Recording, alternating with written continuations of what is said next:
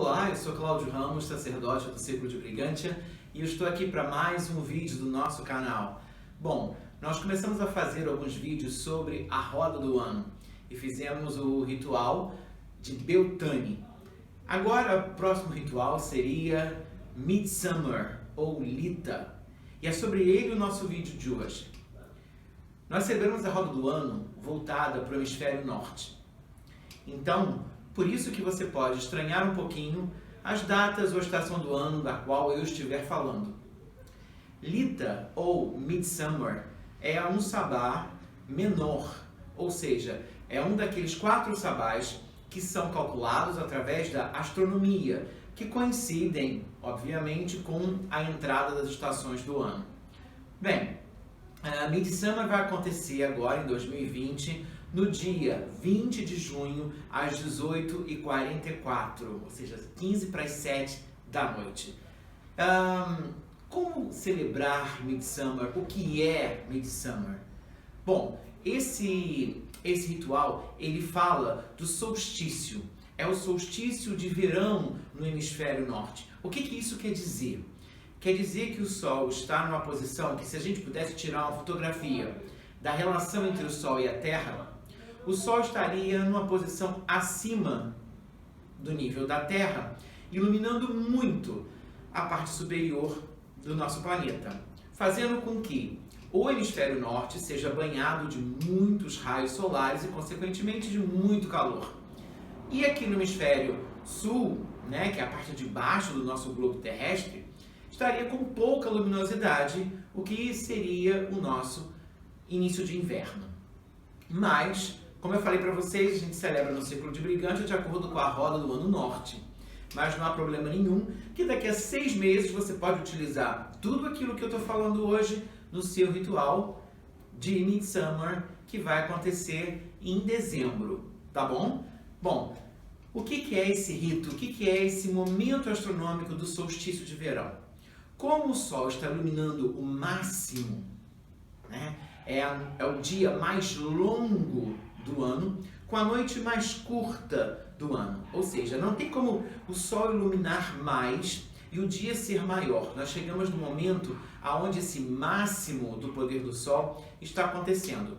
Por isso, Midsummer é um ritual onde nós reverenciamos o Sol. Acima de tudo, nós reverenciamos o Sol. Tudo relacionado ao Sol é cultuado, é homenageado, é honrado.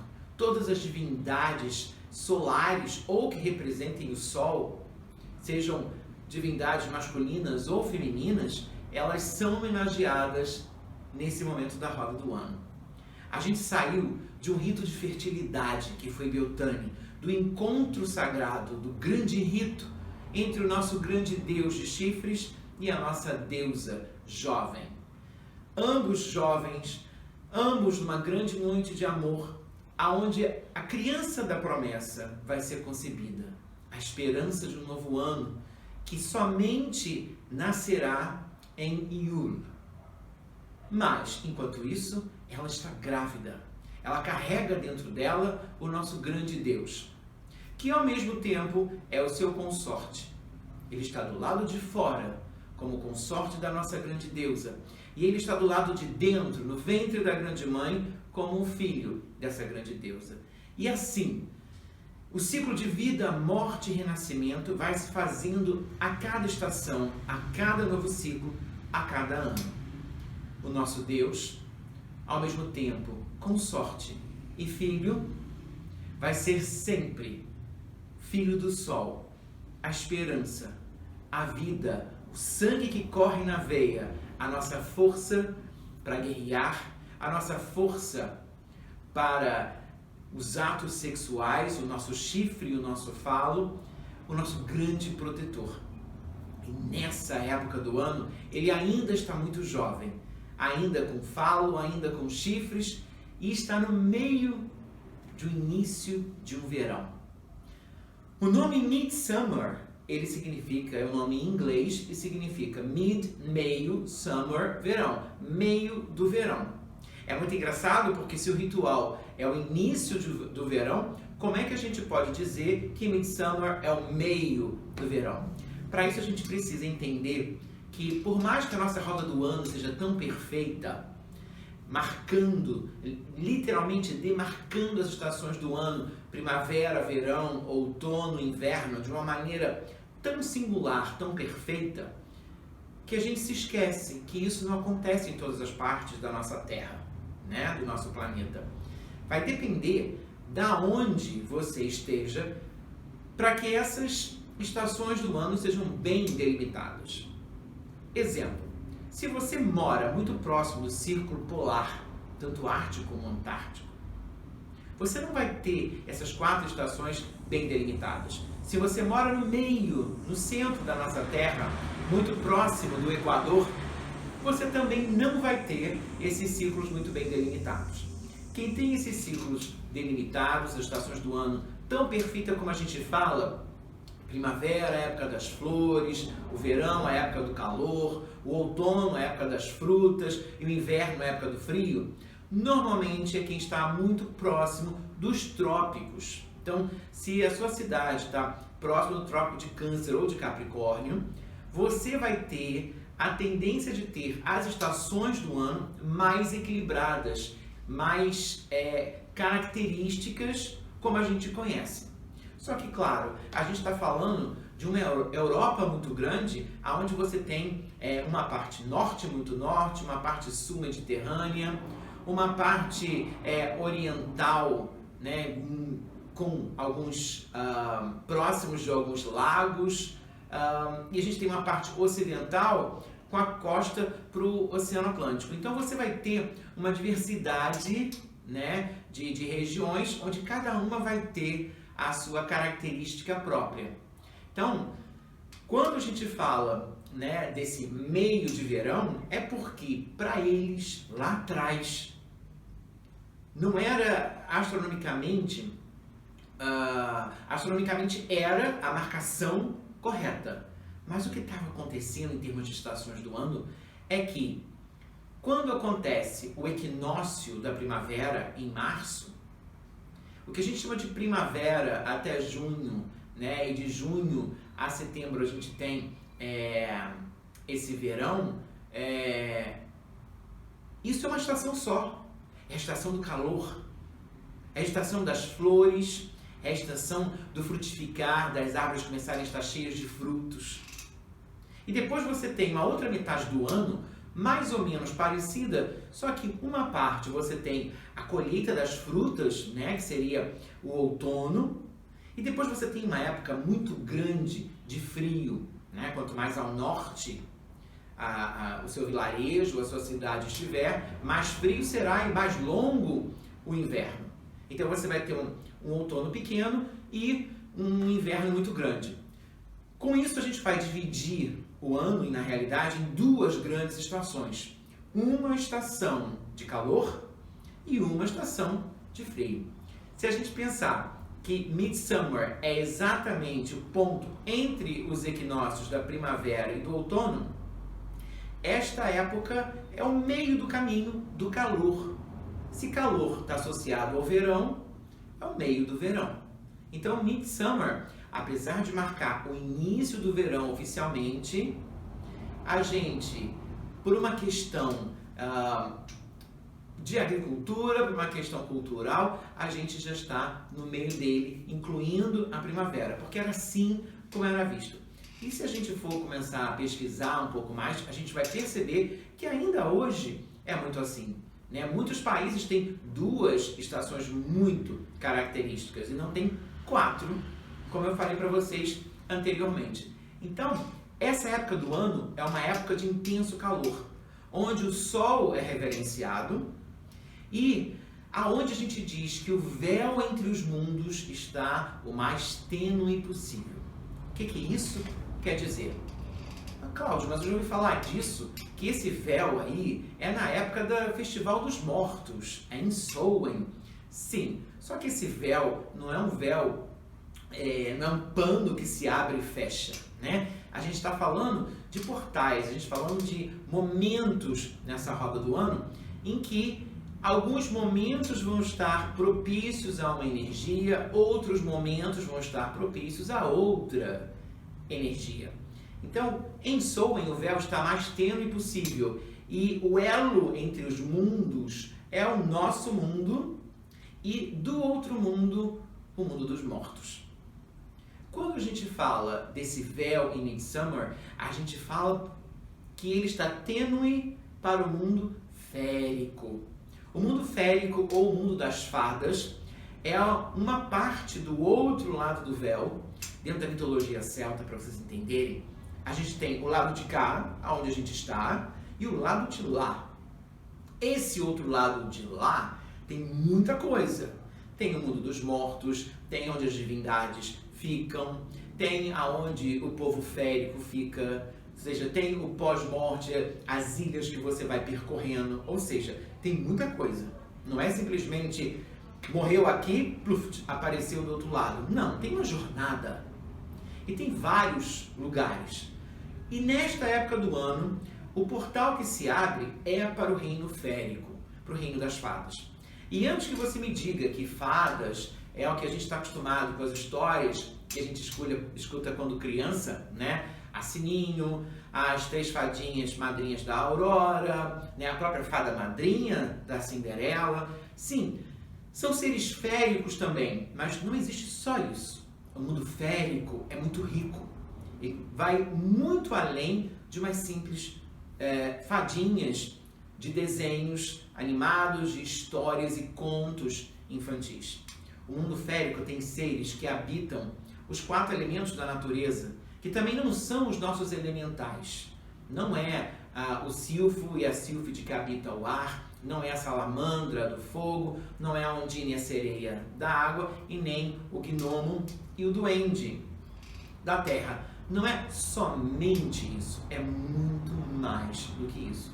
São seres com características até mesmo dos nossos 4 elementos, mas às vezes uns mais etéreos, outros menos etéreos, cada um com uma característica muito relativa. Alguns moram muito próximos de lagos, outros moram no alto das montanhas, alguns moram no centro da Terra, entram por cavernas, por buracos e encontram o centro da Terra. Então você vai ter diversos seres que vão nos mostrar que o outro lado não é só o reino dos mortos. Para você entender o que eu estou falando, além das fadinhas, né, dos contos infantis, você deve ter visto, provavelmente, ou lido Tolkien, Senhor dos Anéis. Ali você vai encontrar vários seres ligados à mitologia nórdica, germânica, né, como os elfos, os anões.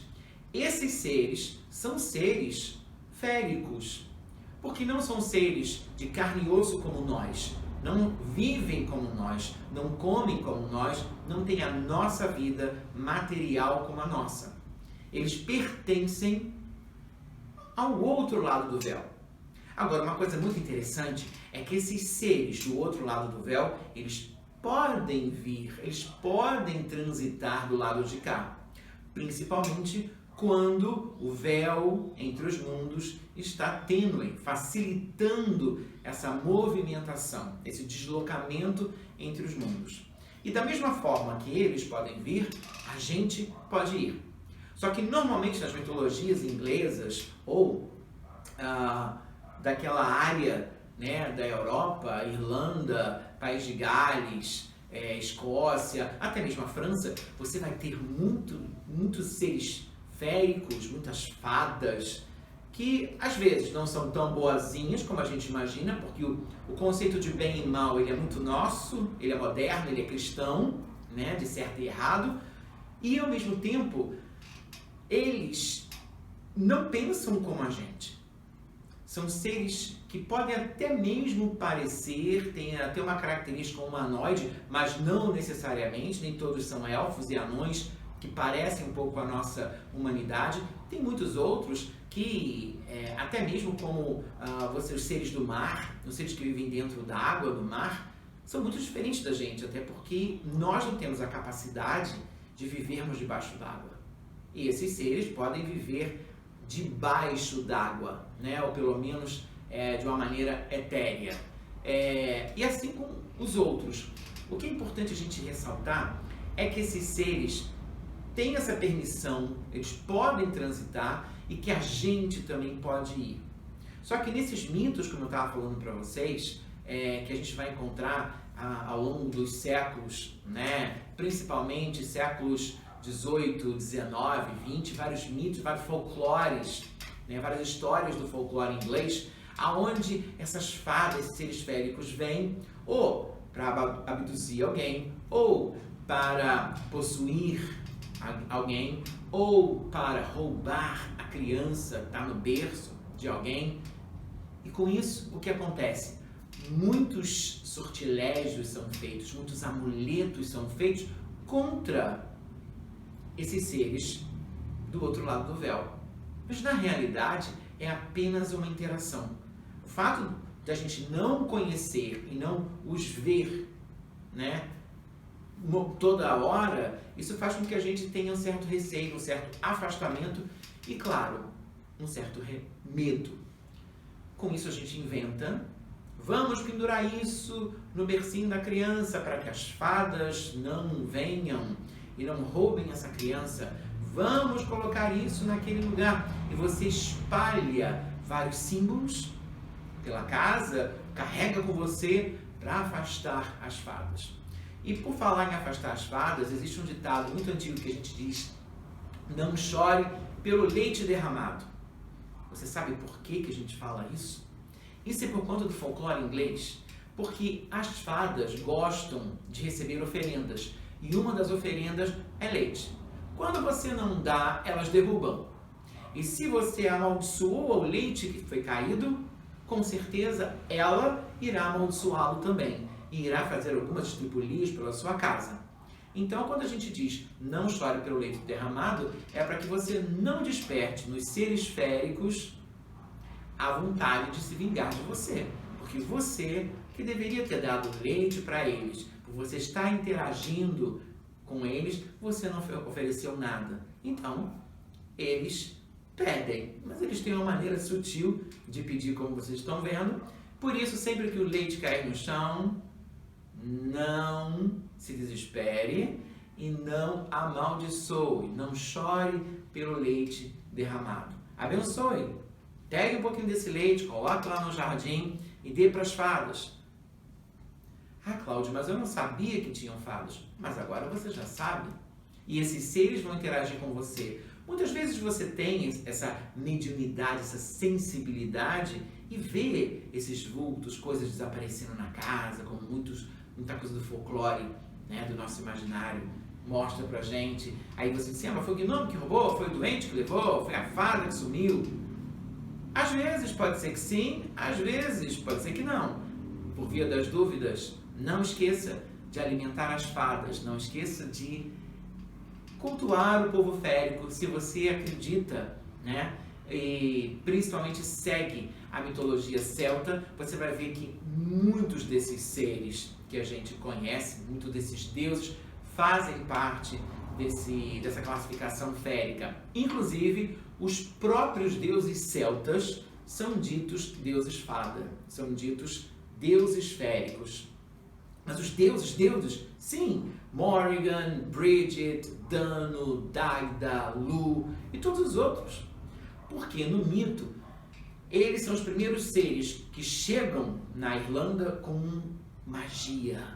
São os primeiros seres que têm um corpo diferente dos outros, mais, vamos dizer assim, bonitos, mais equilibrados e com magia, com dons mágicos, né? Inclusive com armas mágicas, com objetos mágicos, 4 tesouros da Irlanda.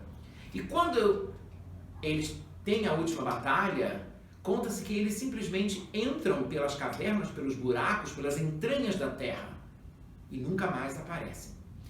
Esse relato de entrar pelas entranhas da terra, pelas cavernas, pelos buracos, é o que a gente fala dos seres féricos. Os seres féricos vêm e vão, eles saem de dentro da terra, aparecem para você no seu jardim, na sua casa, nos seus ritos, e da mesma forma que eles vieram, eles se vão. E por onde eles se vão? Pelas entranhas da terra. Então, para muitos mitólogos, você vai ter essa referência que os deuses celtas são deuses féricos, né? Principalmente os deuses da Irlanda, né? Do que é a Irlanda hoje em dia. E se você gosta do povo férico, se você cultua o povo férico, mesmo que seja através dos elementais, não se esqueça de que em Midsummer, o véu entre os mundos está o mais tênue.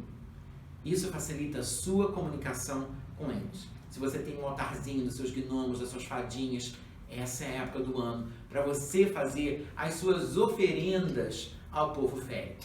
Que oferendas você pode fazer? Leite, mel, ervas, maçã, doces. Eu gosto muito de colocar jujubas. Mas lembre-se, você não pode comer e nem beber nada do que você coloca no altar das fadas. Por quê? Porque nos mitos das fadas, se você comer, aceitar a comida ou a bebida, mesmo enquanto você esteja em estado alterado de consciência, em transe, dormindo, sonhando, meditando, não aceite nada do povo férico. Porque uma vez que você tenha aceito, você ficará preso naquele mundo. Da mesma maneira que na mitologia greco-romana, você vai ter a ideia de que Perséfone comeu algumas sementes da romã, não foi isso? E ela ficou presa ao mundo de Hades. Mesma coisa, não tem nada de muito diferente. Então, pode colocar as coisas para as fadas no altar, mas não coma. O que você faz? Depois daquilo, nos 3 dias, jogue fora. Ai, Cláudio, eu vou botar no jardim. Não coloque no jardim coisas que não possam se desintegrar facilmente, virar adubo, porque você tem que pensar também que algumas coisas que você coloca pode estragar, e pode vir um animalzinho e comer aquela comida estragada. Então, não vamos sujar a nossa grande mãe, não vamos sujar a nossa natureza. Se o que você tem não é biodegradável, não coloque em jardim nenhum, nem no seu. Se o que você tem estragou, jogue fora. Jogue na lixeira, para que a gente possa manter o nosso planeta salvo, com menos poluição. Já tem muita coisa poluindo o nosso planeta e ele não precisa que a gente polua ainda mais. E para você saber, dentro da mitologia celta, você tem uma rainha das fadas que se chama Maeve. E você tem também uma divindade, né, que se chama Ain, ou Ainia. Tem vários pronúncios, várias maneiras de se falar o nome dela, né? Que seria uma jovem, né, bonita, com corpo esguio, um vestido um tanto quanto esvoaçante, meio transparente, cercada de pássaros, cercada de insetos, de bichinhos da floresta, né? Muito mal comparando a Branca de Neve, né, que está cantando, dançando, cheio dos animais com ela. É mais ou menos alguma coisa assim, só que de uma outra forma mais esguia, menos alemã, vamos dizer assim, uma coisa mais inglesa, né? Então você vai ter essas duas divindades que você pode homenagear, tanto Maeve quanto Ain, nesse dia de Midsummer, homenageando todo o povo férico. Você pode inclusive montar um altar, se você tiver já o seu altar do povo férico, só coloque uma maçã, faça uma libação, coloque alguma coisa líquida e alguma coisa de comer. Deixa ali 3 dias e joga fora, né? Lembrando para você que sábado agora, dia para você fazer isso, dia 20 de junho, né, em 2020, e lembrando que a cada ano esse dia muda. Então, como é que eu vou saber em 2021? Existe uma ferramenta maravilhosa hoje que se chama Google na internet. Pergunte ao Google: quando é o solstício de verão em 2021? Ele vai te dizer, tanto no hemisfério norte quanto no hemisfério sul. Então, o povo férico faz parte do culto de Midsummer. Eu me lembro que mesmo no vídeo passado em que eu falei de Beltane, eu já tinha comentado alguma coisa sobre o povo férico, né? São 3 rituais onde a gente fala muito sobre o povo férico: Ostara, Beltane e Midsummer. Na realidade, o primeiro rito é o rito da entrada da primavera e agora esse terceiro é a entrada do verão. Então, de março ao final de junho, julho, são épocas maravilhosas para você trabalhar com o povo férico. E se você até tem um grupo que trabalha, né, com as fadas, né, com o povo férico, o povo pequeno, essa é a época do ano em que você tem um grande festival, onde você tem uma grande procissão das fadas, porque é a grande celebração desse povo e faz parte de Midsummer. Midsummer também é, né, como eu até falei no início, um grande ritual do sol. Então, por ele marcar o dia mais longo, se você puder fazer alguma coisa no dia 20, durante o dia, para homenagear o sol, maravilhoso. Por quê? Porque Midsummer é um rito solar. É óbvio que as bruxas, os bruxos, preferem fazer seus rituais à noite, não há problema algum. Mas faça uma homenagem pequena, nem que acenda uma vela na cor do sol, uma vela amarela, uma vela laranja, uma vela vermelha, uma vela branca ou dourada, só para você poder homenagear o sol no dia mais longo do ano. E por falar em sol, todas as suas magias para esse dia, elas são também solares. Trabalhe com pedras amarelas, laranjas e vermelhas. Então vamos lá, você pode trabalhar com citrino, calcita laranja, se você gosta de uma coisa mais refinada, topázio, né? Topázio imperial, que é bem amarelinho.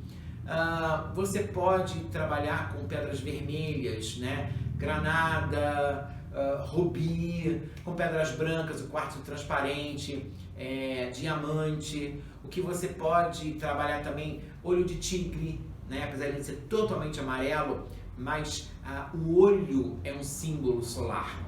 Então, o olho de tigre, você tem vários olhos hoje em dia, né? Olho de falcão, olho de gato, olho, mas o olho de tigre é aquele amarelinho marronzado, né? Aquele frisozinho, prefira esse, né? As pedras que falam do sangue também podem ser trabalhadas nessa época. A gente tem a Bloodstone, a gente tem a Unakita, tem o Jasper sanguíneo, que são 3 exemplos que você também pode estar trabalhando. Eles têm uma cor diferente. Você deve estar pensando assim, então eu posso trabalhar também com minério de ferro, né? Com a hematita. Pode, mas tenham cuidado de não trabalhar com ferro para o mundo férico, porque existe um tabu, existe um mito, folclore, de que as fadas não suportam o ferro. O ferro agride os ouvidos dos seres féricos. Então, não se toca sinos metálicos para as fadas, de preferência aos de cristais. Eu sei que para alguns isso pode chocar, alguns podem concordar ou não, né? Porque se a gente fala de um povo celta que viveram na época do bronze, na era do ferro, então tem que ter caldeirão de ferro, tem que ter muitas coisas de ferro. O ferro seria muito comum, até as armas, né? As lâminas, bronze, ferro, mas existe esse cuidado, né, entre as pessoas.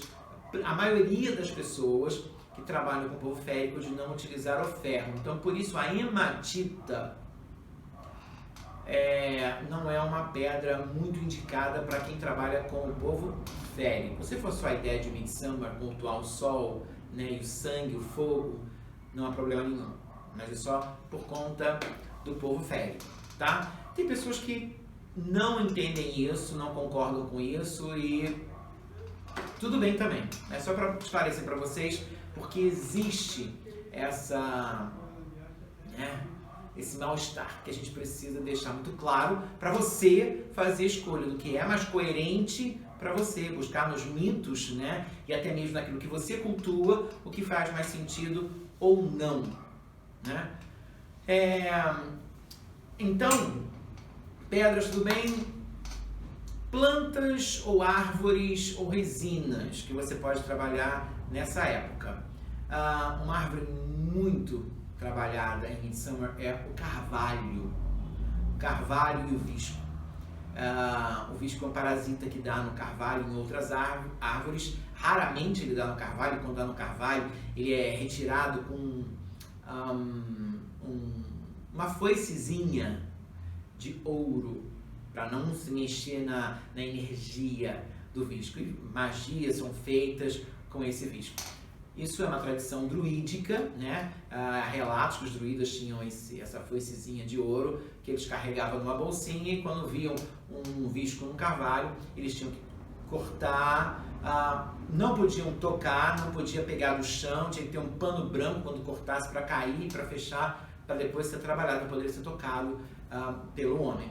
Então, tem todo um mito, todo um folclore em cima do visco também. Mas o carvalho é uma das árvores mais conhecidas, é uma das árvores mais utilizada na mitologia desses deuses que falam de poder, de força, de persistência, de resistência, de imortalidade, né?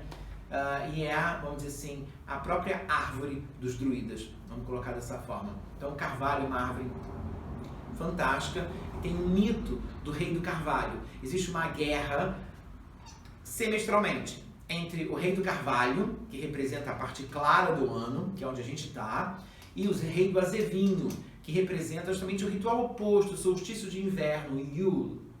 É como se fosse a figura do Papai Noel, vamos dizer assim, só que não gordinho, mais magrinho, que é um guerreiro, né? Então você vai ter esses dois guerreiros, um solar, o rei do carvalho, que representa o verão, e outro que representa o inverno, o rei do azevinho. E eles vão lutar. Eles lutam e sempre um perde.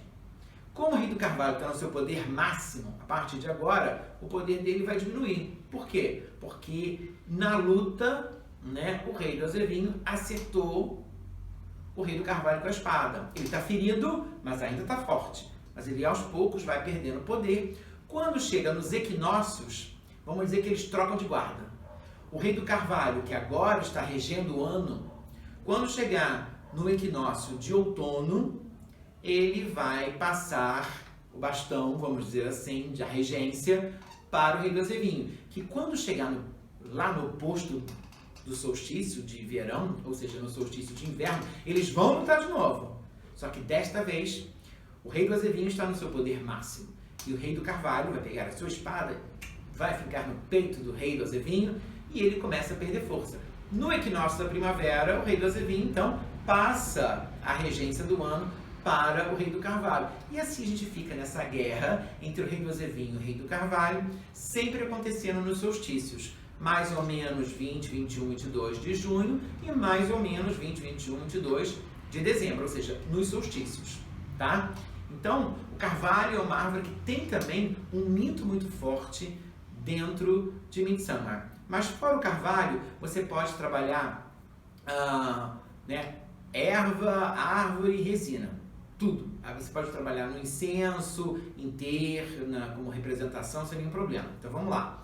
Carvalho, louro, a maçã, cravo-flor, açafrão, âmbar, a resina, né, de âmbar, que também pode ser usada na parte das pedras.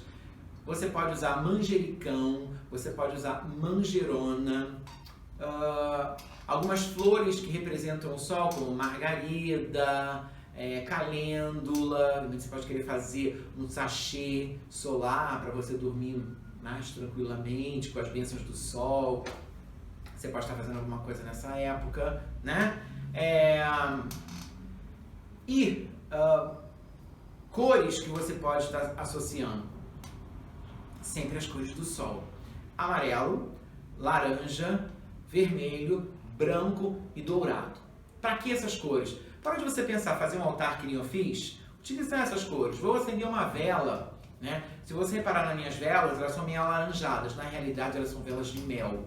Não é daquela, né, que o mel tem enroladinho, não. A essência de mel que é colocada, então elas estão com cheiro, é porque vocês não estão aqui. Então um cheiro gostoso de mel, né, que vai ficando no ar.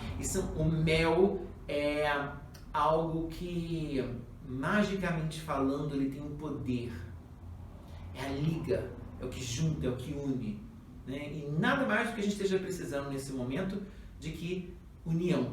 Então, utilize mel, utilize velas de mel ou velas coloridas, que não tem problema, né? Mas prefira essas cores solares para as suas velas. Muita gente pergunta assim, Cláudio, mas a minha roupa, se você tem uma roupa ritualística já a sua, ok, mas se você não tem, você utiliza a cada ritual, né, uma cor ligada ao sabá, saiba que essas são as cores que você pode estar vendo a sua roupa. Ou mesmo, tem pessoas que têm uma capa de cada cor, um hobby de cada cor, ou seja, para celebrar Lita, cores solares, que aí você já tem como celebrar de acordo com a energia. E tem as pessoas, gente, que preferem celebrar nuas, né? Que é vestidos de céu, estar entregue às divindades com a energia sem estar alterada por nenhum tipo de tecido que não seja natural. Então, celebre como você quiser. Alguns animais que são ligados a essa época, né?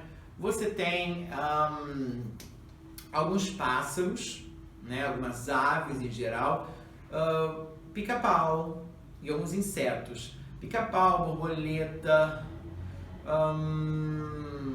eu tô com o bicho aqui na minha cabeça,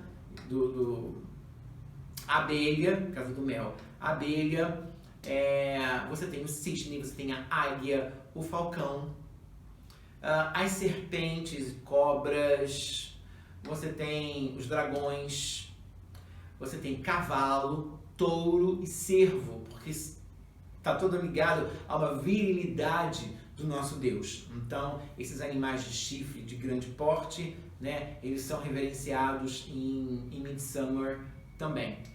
E para você escolher as divindades que você pode homenagear, lembre-se que as divindades são divindades que representam o sol, ou o fogo, ou que são solares. O que são divindades solares? Divindades que têm uma relação, representam o sol, mas não são o sol. Então, nós temos Hélios para os gregos e Sol para os romanos, a gente tem Apolo e Febo, a gente tem Amaterasu no Japão, é a deusa Sol. Para os hindus, a gente tem Sol é homem, o Sol é Surya, mas nós temos também o deus do fogo, Agni. Na mitologia nórdica, nós temos Suna, que é uma mulher, o Sol, e temos um homem também, que é um deus solar, que é Balder, né? O Baldur, que você pode estar representando ele de alguma forma. E claro, se você vai para o Egito, você tem, nos homens você tem Ra, você tem Horus, nas mulheres você tem Sekhmet principalmente, mas Hathor também carrega o disco do Sol, em alguns momentos Ísis, quando absorve o culto de algumas outras divindades, carrega o disco do Sol também na cabeça, aí uma Ísis que tem o disco do Sol você pode utilizar também, né? E não se esqueça que você tem dentro do panteão celta, você tem Lu, que não é o Sol, mas é um deus solar. Você tem Bridget, que é uma deusa do fogo. E você tem as deusas fadas, né? Que é Ain, e você tem a rainha das fadas, Maeve. Gente, se vocês forem procurar na mitologia, vocês vão achar uma variedade de divindades. Eu dei só algumas possibilidades para que vocês comecem a simplesmente ficar mais curiosos, sair daquela zona de conforto de só celebrar com as divindades que você conhece e buscar novas divindades, conhecer novos panteões, conhecer novas energias. Então, você tem essa possibilidade de trabalhar com essas divindades. E outras que eu posso, claro, ter esquecido e não ter mencionado. Mas, se a gente falar do folclore de Midsummer, muitas coisas que a gente faz hoje em dia tem resquícios nas celebrações de Midsummer.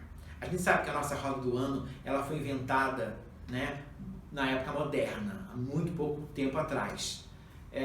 E que esses 8 sabás não são 8 sabás em que uma civilização única celebrava. Talvez até eles celebrassem uma boa parte, como a gente sempre falou vários anos atrás, era a roda do ano celta, mas aí você sabe que não é exatamente o celta, porque historicamente a gente não tem uma comprovação de que os celtas celebravam esses 8 rituais da mesma maneira ou na mesma época, até porque a época era diferente, o calendário não era o mesmo que a gente, então existe toda uma diferença de você falar de 1000 anos atrás, né, antes de Cristo, e 2020, ou seja, tem 3000 anos aí de diferença, né, de ponta a ponta, que a gente não tem exatamente, vamos dizer assim, comprovação histórica para essas celebrações. Mas, de qualquer forma, a gente sabe que lá atrás, em diversas civilizações, este momento, o solstício de verão, era reconhecido pelo menos. Algumas civilizações realmente tinham celebrações e outras reconheciam. Se a gente for pensar nos celtas, existe um monumento na Inglaterra que é Stonehenge, que é um círculo de pedras, é um dos mais antigos. Ele foi construído em torno de 3000 a.C., ou seja, um pouquinho antes da construção das pirâmides no Egito, de uma forma rudimentar, talvez um trabalho que a gente não saiba de como foi construído, porque das pirâmides a gente sabe de todos os escravos que estavam presentes para botar todas aquelas pedras, carregar aquelas pedras, só que nessa parte bárbara a gente não sabe como isso aconteceu.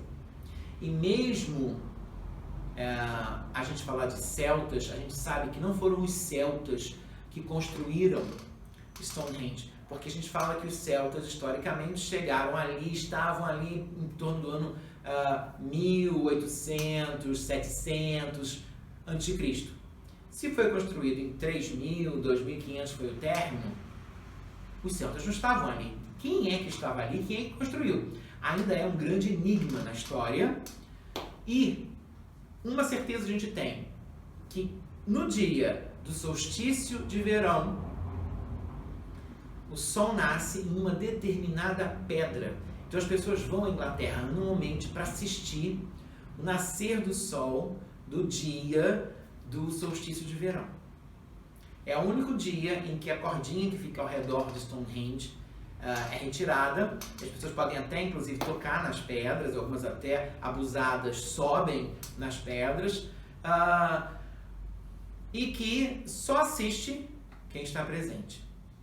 Já foi filmado, se você buscar no YouTube, você vai encontrar algumas filmagens, mas o que acontece este ano especificamente? Por conta da pandemia, o English Heritage, que é a organização que cuida de Stonehenge, eles vão filmar e transmitir para o mundo todo de uma forma gratuita. Então, eles vão transmitir os 2 momentos, o pôr do sol do dia 20 e o nascer do sol do dia 21. Só que é na Inglaterra, gente, então pra gente vai ser em torno de 5 horas da tarde o pôr do sol, e em torno de 00:50 é o nascer do sol na Pedra Única. É um momento mágico, é um momento lindo, que entra no Facebook deles, English Heritage, ou então você coloca no Google, né? Exibição do solstício de verão na Inglaterra, em Stonehenge. O Google vai te colocar na página certinha. Não perca, porque somente quem vai à Inglaterra nesse dia e passa a noite inteira lá, né? Não tem nada, é simplesmente ficar lá esperando, aguardando o nascer do sol, é que tem o privilégio de assistir a esse momento da roda do ano. Então, já que você não foi, assista, que vai ser transmitido ao vivo para o mundo todo. Então não perca essa oportunidade. Então, lá atrás eles já celebravam o sol. Lá atrás eles já conheciam o poder do sol. Então, Midsummer, ele representa a fertilidade de Beltane. Vocês lembram de Beltane? Aquele mastro de maio com fitas que todo mundo dançava? Aquele mastro de maio, ele é erguido novamente em Midsummer. Os países escandinavos, principalmente a Suécia, faz até hoje. Eles pegam uma grande árvore, tiram todos os galhos, né? Lixam, aquele pau é fincado no chão, enfeitado, adornado com flores e musgos e verdes. É colocado um triângulo, também da mesma forma, a guirlanda é formada por um triângulo e 2 guirlandas penduradas. E as pessoas vão nos parques dançar ao redor daquilo, vão celebrar. Mas como é folclore, vão com os filhos, com as criancinhas, as musiquinhas são as mais bobas possíveis, mas até hoje a Suécia celebra o Midsummer. Você pode também ir no YouTube que você vai conhecer um pouquinho dessa celebração deles. Outra coisa que ainda se faz, né? A dança de pares. A dança de pares ao redor do mastro, ela acontece, como acontece em Beltane. Só que em Beltane você tem as fitas. Em Midsummer não tem fitas. Sabe aquelas nossas festas juninas, a dança de quadrilha?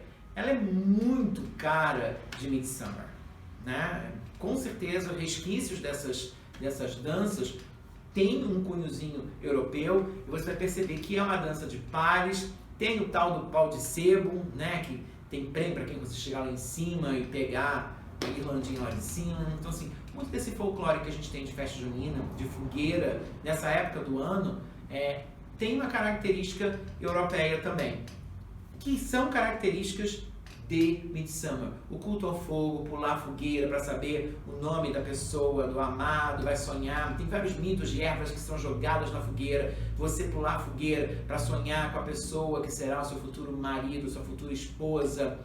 Isso tudo está presente nas magias de Midsummer. Mesmo que sejam de épocas medievais, sejam tão antigas quanto os celtas na antiguidade ou outros povos, mas existe todo um folclore que vem ao longo dos anos e que foi absorvido e colocado ali nesse caldeirão que é a nossa roda do ano com essas celebrações. Uma coisa que a gente faz também são guirlandas com cruz no meio, que são queimadas e lançadas montanha abaixo, colina abaixo, como símbolo de fertilidade. Eu tenho uma aqui que é o símbolo do sol, a gente chama de disco do sol. Eu fiz essa aqui, deixa eu puxar aqui para ela vir. A gente hoje em dia pendura em árvores, nos galhos das árvores. Para quê? Para atrair a energia do sol. Então, você pode fazer isso aqui, é super simples, gente. Essa argolinha, você compra em loja, vende coisas para festa. Sabe aquela argolinha de jogar na boca da garrafa de festa junina? Então, é ela. Eu peguei barbante, porque o barbante é algodão, cobri ela toda, depois só fui fazendo assim e depois assim. Prendi aqui no meio para ficar bem preso e você coloca, esse é o símbolo do sol. Você pode fazer em amarelo, você pode fazer em vermelho, nas cores do sol, né? Laranja, dourado. Eu gosto muito de fazer as coisas brancas porque eu uso uma cor de fundo, então fica bonito, ó. Né? Dá pra gente brincar com isso. E outra coisa que é feita também nessa época é o olho de Deus, que é uma magia que não é europeia, ela é da América Central, em que você faz para ter bons sonhos, que é como se fosse alguma coisa que captasse os pesadelos, captasse as energias negativas, uma redezinha, né, que se prende aqui as coisas ruins. Então você faz e prende perto da sua cama, na sua janela. Então isso é chamado de olho de Deus. É feito de todas as cores, de várias formas, com 4, com 8, 12, com muitos palitos, e até tem gente que faz uns imensos sem nenhum problema, tá? É uma questão de você ver o que você quer fazer e fazer as suas magias de Midsummer. O nosso Deus está jovem. É um Deus de falo, é um Deus de chifres. Ou seja, é uma época de fertilidade, de virilidade. Então, honre todos os deuses de chifre, todos os deuses que carregam o falo. Né? Por isso vocês estão vendo aqui desse ladinho só deuses de falo e chifre. A exceção é o branquinho, que seria Lu, né? o deus solar dos celtas. E claro, o Green Man, o Senhor das Florestas, aquele homem com a pele verde e o rosto como se fossem folhas de carvalho, é muito reverenciado nessa época do ano. A deusa é a deusa jovem, mas é a deusa jovem que carrega no ventre o Deus, ou seja, o Filho, a criança da promessa. Ela é jovem, guirlanda de flores na cabeça, ainda está linda, extasiada em grandes ritos, grandes momentos de êxtase e paixão com o nosso grande Deus. Por isso, sim, ainda é tempo de rituais, de grandes ritos, de rituais com cunhos sexuais, de aumentar a tribo. Nós ainda estamos no que a gente chama de metade clara do ano, ou seja, primavera e verão. Durante toda a primavera e verão, esses deuses fálicos são reverenciados. Por quê? Porque as tribos, porque os vilarejos precisam crescer. Você não precisa casar para ter filho, você precisa ter filho, porque nós precisamos de novos guerreiros.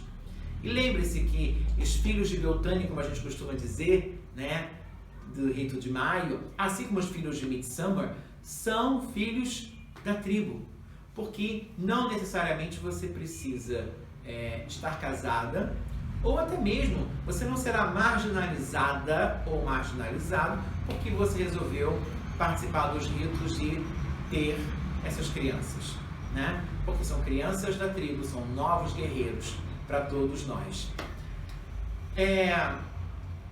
Midsummer é uma época muito especial da roda do ano, porque é uma época de alegria, é uma época de extroversão.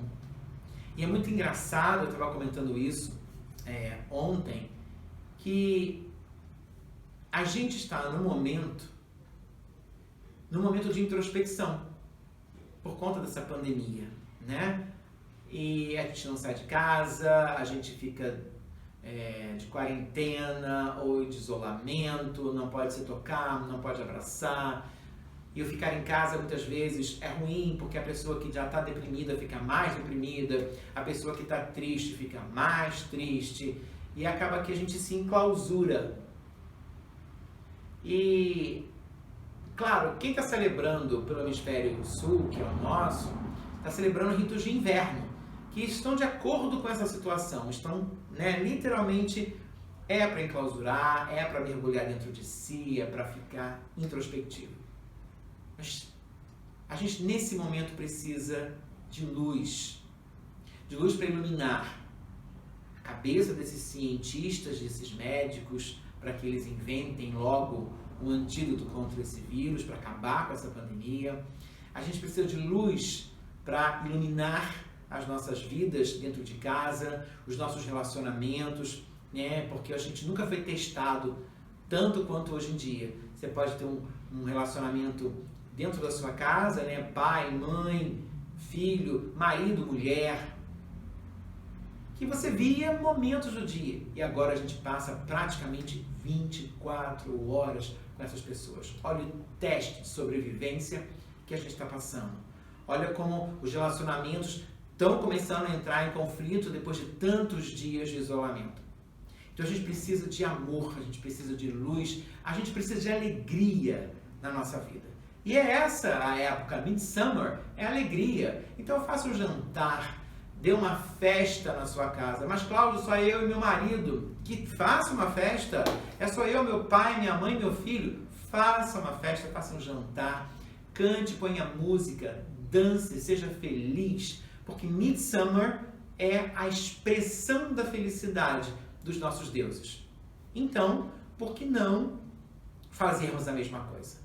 E lembre-se, o sol é cura. Aproveite o Midsummer para pedir a cura para o nosso planeta, para a nossa humanidade, para que a gente logo possa acabar com tudo isso e voltar a uma vida normal, ou seja, o normal que a gente vai chamar dali para frente. Então, além de tudo isso, pense no nosso momento que a gente está vivendo, enquanto você celebra e peça aos seus deuses todos os seus pedidos, mas também para que a gente acabe essa pandemia logo, para que essa cura seja encontrada muito rápido e para que a gente possa novamente estar juntos, né? Nos tocarmos, cantarmos, dançarmos, nos abraçarmos, como a gente fazia antes. Então, eu acho que Midsummer veio no momento que a gente precisava dessa alegria. Espero que vocês tenham aprendido alguma coisa, que vocês possam utilizar, né, o que é diferente daquilo que vocês não tinham visto antes, ou que a visão que eu tenho possa ajudar vocês nas suas celebrações. E lembre-se, vamos fazer um vídeo para cada sabá. Na semana do sabá, sempre a gente vai lançar essa videoaula. São vídeos grandes porque tem muita coisa para falar. Essa história de vídeo de 5 minutos não dá para a gente falar de um sabá inteiro. Então, paciência. Aprender é algo lento. Não se aprende no estalar dos dedos. Leva-se tempo para aprender. Então, estaremos juntos no próximo sabá.